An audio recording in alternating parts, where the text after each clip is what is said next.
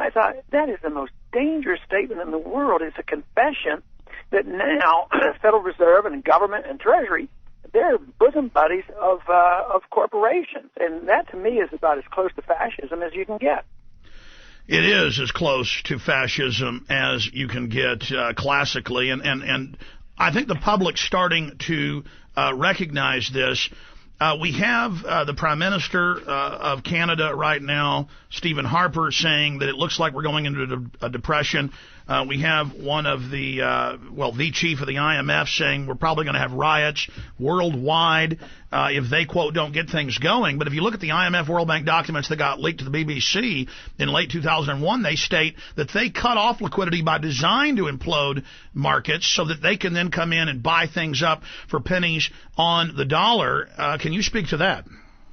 Well, not clearly, because I don't know if that's true. I suspect that it might be. But I also think that this is such a big bubble that even those with a lot of money, get a little bit nervous about what's happening. But one thing for sure is they're pretty capable of shifting. So if it goes sour, worse than they expect, because I don't think they have perfect control, but they're always available, and they do have cash. They're not arguing there's a little bit of cash, and just think of all this new credit.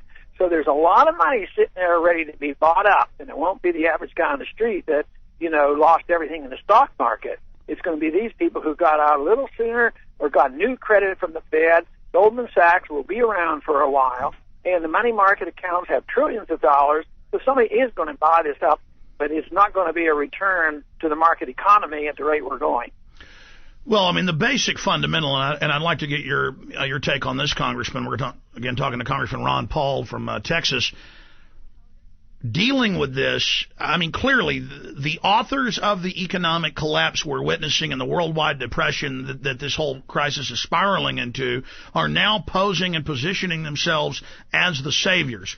And the mainstream media, Fox News, CNN, MSNBC, every time I'm watching a banking committee, the House banking, Senate banking, every time I'm watching one of the subcommittees, they will show Kashkari, they will show Paulson, they will show other operatives of the system. They will show their propaganda, but as soon as it cuts to the chairman or to yourself or to any other member of the committees, they cut away. So clearly the big banking cartels are controlling and owning much of the media. So how do we get around that when they won't let the public understand what's really happening? Well, you have to recognize it, and you have to do your best to get around it.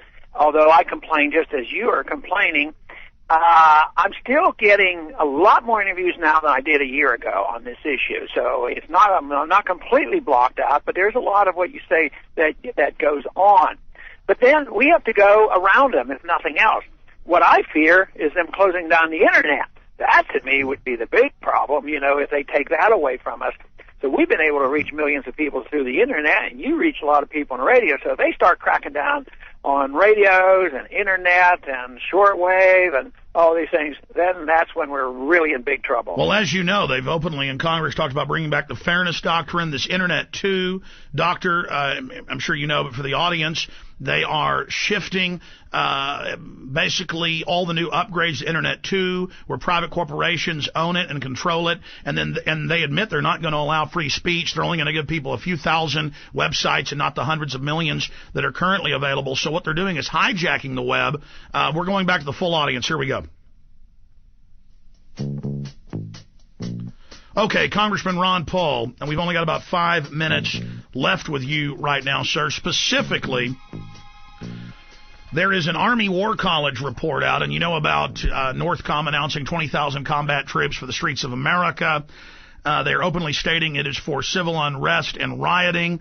The new report's called The Knowns and Unknowns, Unconventional Strategic Shock and Defense Strategy Development. The Army openly says in here on the Army War College that they are preparing to engage the American people. Posse Comitatus has not been fully removed. I mean, we're now seeing open martial law being discussed and being debated as if it is the solution to the financial crisis. And under the new Defense Department directive put out the 24th by Gates, sir, they're saying that governors will be under the control of the president and will serve at his pleasure. Can you speak to that? Well, I think what you're doing is just pointing out the danger of using the fear factor for our foreign policy and our financial problems. And now they do it for your physical safety, which to me is just a continuation of the 9/11, post-9/11 attitude, because that was when they started getting past all the legislation that they had proposed for so many years. Now they're saying, well, we're going to have chaos in the street. The terrorists aren't going to be people coming from outside. The terrorists are going to be our own people. There's going to be chaos here in the streets, and it's a consequence of the financial crisis. So therefore, we have to militarize our communities. And once again, it's that attitude that government is our savior, and they can't save us. I mean, all the SEC and all the regulations can't protect us against fraud, and all the policemen in the world can't protect us in our homes. Congressman, continuing in the time we have left, specifically, they are saying they're preparing to engage the American people. Is this unconstitutional? Is this treason? Well, it's obviously not constitutional, and depending on how it comes about, it could very well be treasonous. But on how the confrontation comes, of course, they would never say that they're confronting. They might use those terms, but they might say we're confronting violence and we're going there to save you. We don't want your cities burnt down, so therefore we're going to put our troops in there to prevent these problems. So, just think of all the harm that they've done over these especially the last 100 years. How often do they really get hauled into the court?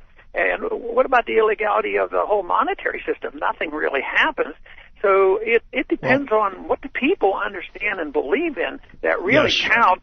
So we cannot depend on the Congress or our courts to save us. Well, sir, going back over the last 20 years, as you know, they've been covertly getting rid of posse comitatus, merging the military and police, and now they're acting like they just set this up last week. This is part of a larger strategic plan. Yeah, as a matter of fact, they did pass a couple of years ago, I think it was in '96, in the supplemental, serious erosion of posse comitatus, and it was finally exposed, and then it was in a way reversed.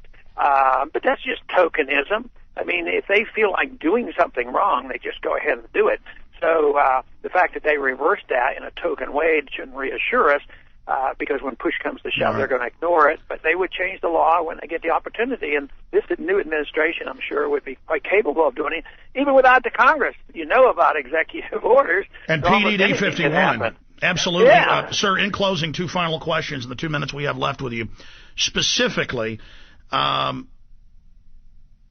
did you see the article in the Financial Times of London admitting that they've covertly set up world government, the headline, and now for world government admitting, do they need to apologize, all the people that called us kooks because we were reading the internal white papers? Well, no, they're not going to apologize. I didn't happen to see that article, but, when Bernanke was before the committee the last time, I wanted to know what kind of international plans he had, for the currency and a world central bank. Of course, he has no obligation to answer any of those questions. He has a moral obligation, but under the law he doesn't. Under the Constitution he should. So, I think those plans are being laid. People say, well, it's not going to happen. But, they used to say that the European Union wouldn't ever happen. So I think we should take this stuff seriously. And this morning there was a pretty strong announcement by the IMF that their vehicle is going to be these SDRs, these special drawing rights. This is what they used to call paper gold, will be the worldwide reserve currency. They tried to do it, it didn't work, but now they see another opening. So it's world government of and by the bankers. Sir, as a rallying cry, we can defeat this world government, can't we? What do the people need to do? Well, the truth is on our side, and also the economic policy is on our side. The most important thing is information to the people so they know what we're doing, know what's in their best interest, not to have people in Congress keep voting for bailouts and this pretense that we're going to take care of everybody. So knowledge is the only answer to the problems that we have today. And as you said earlier, they are coming after the Internet. Yep, that's what that is my greatest fear, because we'll never be able to control the three majors, but right now we can get around them. The more knowledge is out there, the more we can make inroads to the average person that does appear. Congressman, they can't control everybody's mind. I want you to have a great Christmas. Let me say bye to you during the break. Okay, let me talk to him real quick. Say bye. The Empire's on the run. Alex Jones and the GCN Radio Network.